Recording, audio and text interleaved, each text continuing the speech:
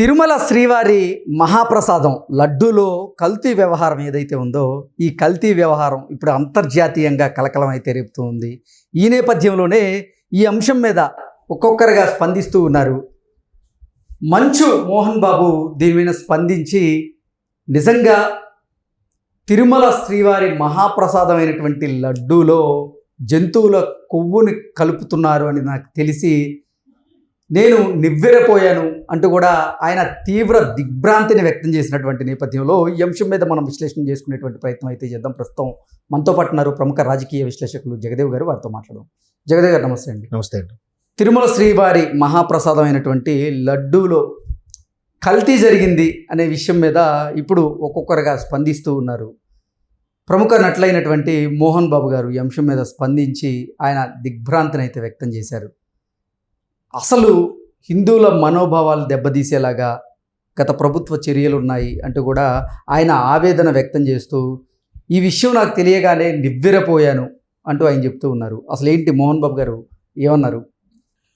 మోహన్ బాబు గారు చాలా రోజుల తర్వాత మరలా ఇట్లాంటి సోషల్ ఎలిమెంట్స్ సంబంధించి స్పందించడం అనేది ఒక యాంగిల్లో చూస్తే ఒక సెలబ్రిటీగా స్పందించారు, బాగానే ఉంది. మరొక యాంగిల్లో దీన్ని కూడా రాజకీయంగా చూసే వాళ్ళు కూడా ఉన్నారు, అది కూడా మనం మాట్లాడదాం. సో ఇది ఒక మోహన్ బాబు గారే కాదు, ప్రతి ఒక్కరు కూడా, అంటే మీరు అన్నట్టు ఒక రకమైన దిగ్భ్రాంతి. నిజంగా దీన్ని కూడా వదలలేదా వీళ్ళు?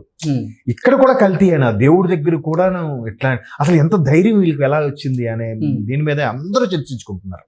ఎంత నీచమైన పనికి ఒడిగట్టిన వీళ్ళకి ఏం చేస్తే వీళ్ళకి పాపం పండుతుంది అనే ఫీలింగ్లో ప్రతి ఒక్కరు చర్చించుకుంటున్నారు. అఖిలాండ కోటి బ్రహ్మాండ నాయకుడు ఆయన అంటే లిప్త కాలం పాటు ఆయన దర్శనం అయితే చాలు అంటే అందరూ భావిస్తూ ఉంటారు.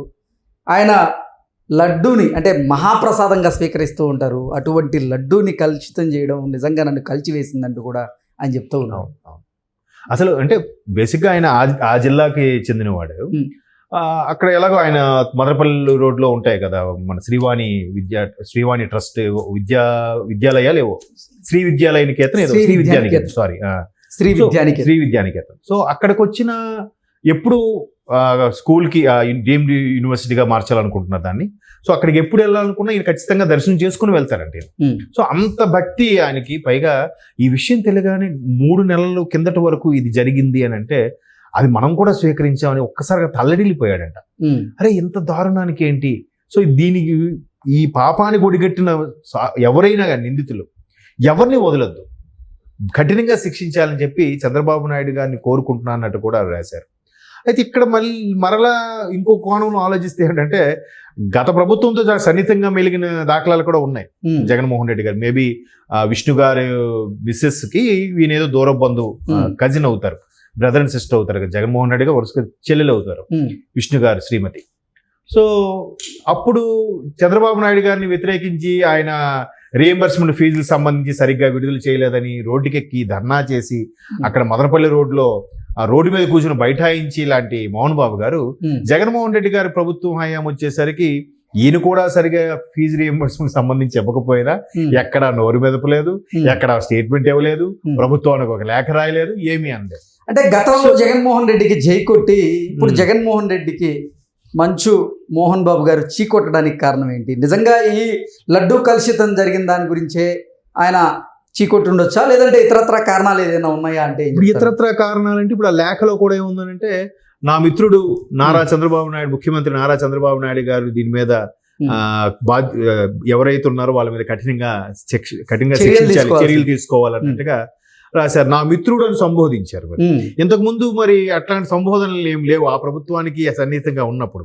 సో ఇప్పుడు అలా సంబోధించడం ఖచ్చితంగా అంటే నిజంగా ఆయన జెన్యున్ గా ఫీల్ అయ్యి స్టేట్మెంట్ ఇచ్చినా, జెన్యున్ గా ఫీల్ అయ్యి ఎక్స్ లో పోస్ట్ చేసిన గతంలో ఏమి స్పందించదు, ఇప్పుడు దేనికి స్పందించలేదు అనుకోండి, సరే ఆయన ఎప్పుడు న్యూట్రల్ గా ఉంటాడరా అనుకోవచ్చు.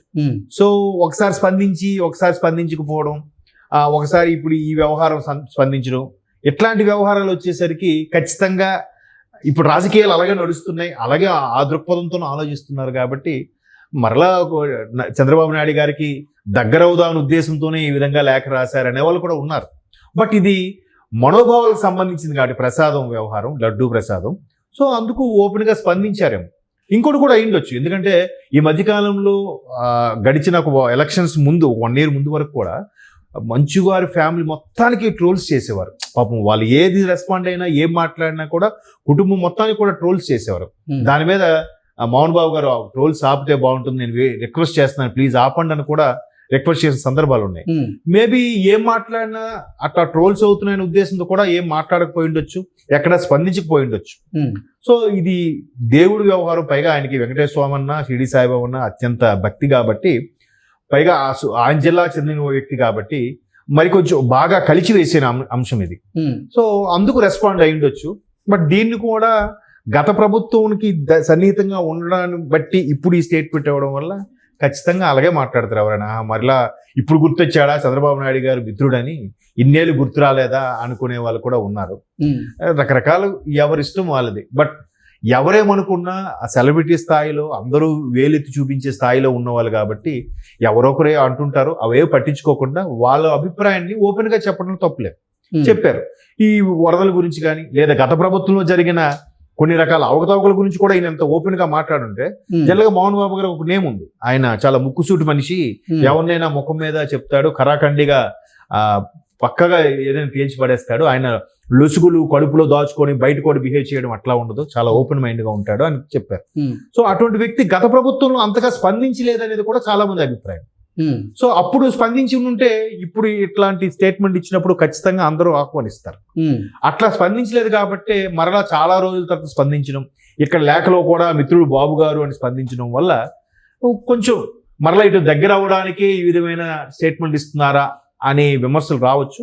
బట్ ఇది తిరుపతి స్వామి లడ్డూ ప్రసాదం కాబట్టి ఇది ప్రపంచవ్యాప్తంగా కూడా అందరినీ కలిచివేసే అంశము, అందరూ తలడిల్లిపోయే అంశం కాబట్టి ఆ పరంగా సర్లే మరొకసారి ఆయన రెస్పాండ్ అయ్యి ఉండొచ్చు, తప్పులేదు. అంటే జగన్మోహన్ రెడ్డి ముఖ్యమంత్రిగా ఉన్న సమయంలో అధికారాన్ని అడ్డం పెట్టుకుని జగన్మోహన్ రెడ్డి టీం ఎన్నో దాష్టికాలకు పాల్పడ్డారని మోహన్ బాబు భావిస్తున్నారా? అందుకే తిరుమల శ్రీవారి మహాప్రసాదమైనటువంటి ఈ లడ్డూలో ఈ జంతువుల కొవ్వు కలిసింది అని ఆయన విశ్వసించే ఇటువంటి వ్యాఖ్యలు చేసి ఉండొచ్చా అంటే ఏం చెప్తారు? మేబీ అంటే మీరు అన్నట్టు గత ప్రభుత్వంలో జరిగిన దాష్టికాలు కూడా ఓపెన్ అవ్వాలని ఉండదేమో మనసులో. బట్ ఎందుకులే అనవసరంగా చెడ్డైపోవడం అని రియలైజ్ అయ్యాడో, లేదంటే కెలుక్కోవడం ఎందుకులే అని ఊరుకుని ఉంటారు. ఇప్పుడు అవకాశం వచ్చింది కాబట్టి దీని ద్వారా తన అభిప్రాయాన్ని చెప్పాలి. ఇప్పుడు కూడా చెప్పలేదు అనుకోండి, అరే మోహన్ బాబు ముక్కుసూటి మనిషి, ఇంత స్ట్రైట్ ఫార్వర్డ్ మనిషి అనే పేరు ఏదైతే ఉందో ఇప్పుడు కూడా రెస్పాండ్ అవ్వకపోతే ఆ పేరు పోతుంది ఆయనకి. అరే ఇంత దారుణం జరిగినా కూడా నేను ఒక మాట మాట్లాడలేదు, ఒక స్టేట్మెంట్ కూడా ఇవ్వలేదే అని. ఇప్పుడు స్టేట్మెంట్ ఇచ్చారు కాబట్టి రైట్, మోహన్ బాబు మళ్ళా పాత మోహన్ బాబు గారే, ఆయన కరెక్ట్ అలాగే ఉంటాడు, ఆయన ఖచ్చితంగా స్టేట్మెంట్ ఇచ్చాడు. మేబీ ఒకటి స్టేట్మెంట్ ఇచ్చాడు అంటారు, రెండోది ఇంతకుముందు చెప్పారు కదా మరలా బాబు గారికి దగ్గర వాళ్ళ ఉద్దేశంతో స్టేట్మెంట్ ఇచ్చారు అనే వాళ్ళు కూడా ఉంటారు. ఏదైనా ఆయన స్ట్రైట్ ఫార్వర్డ్ గా చెప్పడం అనేది మంచి విషయమే. ఇట్లా ఏ ప్రభుత్వంకైనా తప్ప ఒప్ప ఓపెన్ గా చెప్పాలి. చెప్తే అందరికి ఇప్పటికీ ఆయన మీద అభిప్రాయం, అభిమానం అలాగే ఉంటుంది.